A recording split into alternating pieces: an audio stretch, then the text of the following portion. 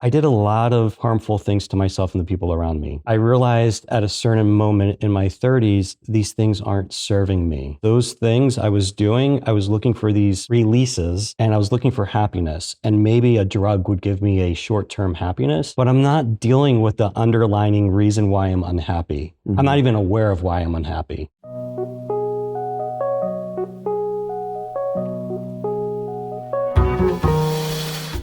You know, you and I have had a chance to talk. You reminded me that we've been talking about doing this since pre-pandemic. And I remember us getting together during the pandemic and having some really good conversations about life and trauma and just this journey that we're all on.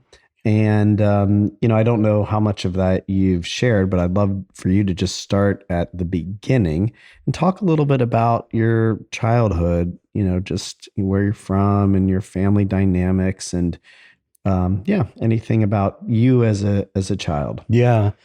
I would say, first of all, you know, yes, we've been talking about this opportunity to come together like this for a couple of years. I'm grateful that it's coming now and not previously, because I've done a lot of work over these past couple of years that I think have helped me, again, become more in touch with myself, become more human in a way. And so I feel like I can be more honest, not just with you and your listeners, but also with myself. I'm from Philadelphia. I've been in Columbus for 23 years now. I came here for school and I never left. I just fell in love with the people. I fell in love with the city. It's interesting. I applied to 7 colleges when I was in high school. I visited 6. The one I did not visit is the one I went to, Ohio State University. And I don't know why that is. Like, I went all the way out to Waco, Texas with my mother to visit a school, and we were doing the college tour. And my mother said, "How many Jews are on campus?" And the guy said, 2, you and your son. And so I don't know. I just explored the country, but somehow landed on Columbus, Ohio, and had no idea what to expect from Columbus, Ohio. When I came here, I didn't know anybody. I think I was trying to escape from from Philadelphia. And I didn't necessarily even know what that meant, but I knew that deep down I was unhappy. And I wanted to, in some ways, start over, start fresh, start somewhere where there weren't people that I went to school with, and that turned out to be Ohio State. And I had an incredible experience there. Tell me a little more about, what was it that in childhood had you unhappy? What was it that you wanted to get away from? Tell me more about, who you were as a kid. I find it to be important. It seems to really be a big part of this journey, kind of that early part. Yeah. So I grew up, 2-parent household, 4 siblings, a full brother and a half sister and a half brother, but we could just consider them full, right? Like, I didn't see them as half, if you will. And I think on the outside, things seemed like a normal, happy, healthy family. And the way I look at it is there were also a lot of smoke and mirrors. And my family and I went through a lot of trauma that I think, the way that my therapist describes it is that I'm lucky to be alive right now. That every statistic says that I probably should have. There were a lot of opportunities for me to take my own life. And in fact, something that I've, been writing about and thinking a lot about is that when I have an 18-month-old daughter now named Evie, who I love.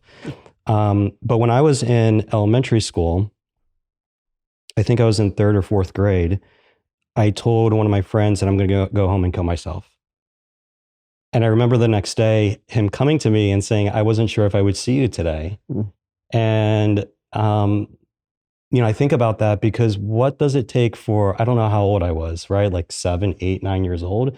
But what's going on in that environment that a 7, 8, or 9-year-old is thinking about things like that, about ending his life. And I bring up Evie because, I would never want my daughter to feel that way. And if she did, to hopefully be aware of it and providing support, et cetera, to support her through that. And so there was a lot going on in the household, and from there was molestation, there was physical abuse, there was verbal abuse. My father was going through a terrible. His business was crumbling, and there were lawsuits. And I remember when I was probably like 5 or 6, I was in the back of the car. My brother Michael was driving, and we were in a parking spot at a mall, King of Prussia Mall outside of Philadelphia. And he turned around and he said, "From this day forward, nothing's going to be the same." And I'm 5 or 6. I don't know what that means. Mm-hmm. But what that meant was our family was affluent. We traveled. We lived a good life. Whatever that means, a good life. But they had money, and we were able to do a lot of things with that money. And from this day forward, what my brother was saying is that's all changing. Mm.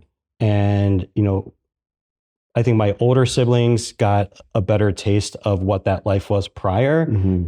My taste was really what came after, which was my father working at a 7-Eleven graveyard shift 45 minutes away from where we lived, so that people wouldn't know that's what he was doing. Mm-hmm. And us living in a big house that we couldn't necessarily afford, but trying to keep up the illusion that we could afford it. Mm-hmm. That was my parents, trying to manage all of this and in some ways shield me from it.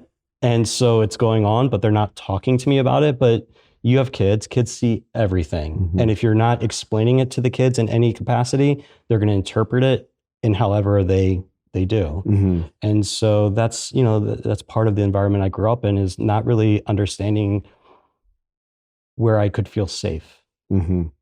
And how to express my emotions. Mm-hmm. And even like just until a couple of years ago, to recognize what happened to me was sexual abuse. Mm. Right? Like I used to blame myself or not even understand that's what happened, Mm-hmm. until I got into therapy and started to really explore these things. Mm-hmm. Yeah. It's a lot there. And I appreciate you sharing. And I know you've done a lot of work to be able to just even share what you just did. And I'm wondering how much more you want to talk about that. I don't want to push it any more than you would like. But I'm wondering, I think for people that might also have gone through the same experience or are having those thoughts. Yeah. It might be helpful to learn a little bit more about what happened. And what I'm curious about is specifically, just to kind of, go there if it's okay, the sexual molestation where you were questioning, was that what that was? I think that this is pretty, it's not talked about a lot, but it's definitely more prevalent than people think. Yeah. And yeah, I don't know if you'd like to or willing to share more about that. Yes, the answer is yes. I think, the big thing is, because I was in it, like I was in the center of it, I wasn't fully aware of how it was impacting me or what it even was. And so, these things happened. And then I went off to college, and then I started to try to rebuild a life without even understanding what I was rebuilding from. Mm-hmm. And so like in my 20s, I did a lot of harmful things to myself and the people around me. Mm-hmm. Drugs, alcohol, sex. And I realized at a certain moment in my 30s, these things aren't serving me. And what I just recently started to recognize is those things I was doing, I was looking for these releases and I was looking for happiness, and maybe a drug would give me a short-term happiness, but I'm not dealing with the underlying reason why I'm unhappy. I'm not even aware of why I'm unhappy. And so it took me many years to start realizing, like, in some ways I'm a narcissist. I'm focused on just me. I'm abusing myself, and by abusing myself, I'm abusing the people around me. And I remember my roommate, Lori, one day, I don't know how it happened, but I just realized that this isn't serving me. I remember looking at my phone and realizing all the people on my phone book, are people that I go out and party with. And I didn't feel like I had these like genuine friendships. And I was curious. I started getting curious as to why that is. And I just started to say, well, if this isn't serving me, if I'm truly not happy, what's going to bring me happiness? And that's when I just started to explore different things in the community. And my roommate Lori at the time said, Matt, I don't know who this new version of you is. It's like a light switch. One day you're one way, and another day you're just so open to the world and the community and more present with me and people around you. And so I don't think I answered your question. I think I actually avoided your question in a way. That's okay. But I think what I realized is there was a lot of pain that happened in the first 3 decades of my life. And I've only spent the last, not even decade, starting to unpack that. And truly the pain, the harm that was done to this young child, this young Matt. I mean, in 3rd grade, do you remember Richard Simmons? Sure. Do you remember Deal a Meal? Do you know what that is? I don't remember that. Oh, I'm sure some of your listeners might. Richard Simmons would be like on QVC. I watched QVC. Well, I remember Richard Simmons being on QVC. That's sort of hard to forget. That was, but like he was a memorable personality. One of my nicknames that was given to me was Roundy, right? Because I was a little heavier when I was a kid. And so I ordered from QVC Richard Simmons Deal a Meal, which is basically a diet plan. And I had it when I was in 2nd or 3rd grade. Like, these aren't healthy behaviors. And yeah, I don't want to try to explain your story, but what you've shared has, to me, it sounds like the first part, the first decade, maybe even less, is where there was so much pain inflicted. The subsequent decades of acting out and like continuing to, go down that spiral, and this is why I like to talk about the early part.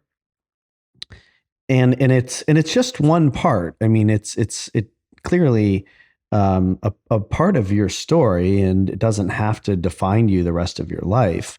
But it does explain a lot, right? Even when you land on your feet, you can look back on it differently. And this is more, how I feel about it, but, maybe you do too, but it's, you said something earlier when we were starting about how, you feel more human, now, that you've done this work. And I would argue that, you've stepped more into who you really are at your essence, and you're landing and grounded, and now, sharing and expanding from a place that feels more like you, like your true authentic self. But I don't think that makes you more human.